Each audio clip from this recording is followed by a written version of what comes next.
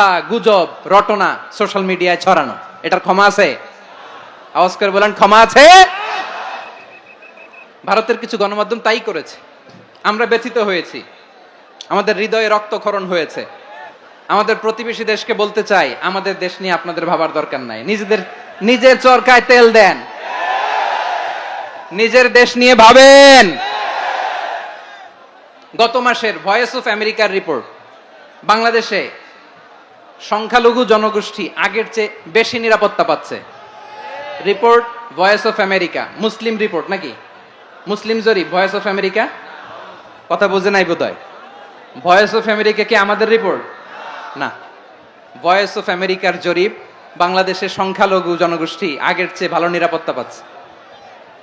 শুধু এখানেই শেষ না, মাইক্রোসফটের একটা জরিপ শোনাই আপনাদেরকে। তারা সারা পৃথিবীতে গুজব, ভুয়া আর মিথ্যা নিউজ ছড়ানোতে কোন দেশ সেরা একটা রিপোর্ট করেছে। এর মধ্যে 1 নম্বরে এসেছে ভারতের নাম। মাইক্রোসফট তো মুসলমানরা চালায় না? কথা বোঝে নাই বোধহয়। প্রতিবেশী দেশকে বলবো, আপনারা নিজের চরকায় তেল দেন, আপনারাও শান্তিতে থাকেন, আমাদেরকেও শান্তিতে থাকতে দেন। সব চেঞ্জ করা যায়, প্রতিবেশী চেঞ্জ করা যায় না। আমাদের ল্যান্ড তাদের ল্যান্ড, পাশাপাশি। আমরা চাই তারাও সুখে থাক, আমরাও সুখে থাকি, ঠিক কিনা?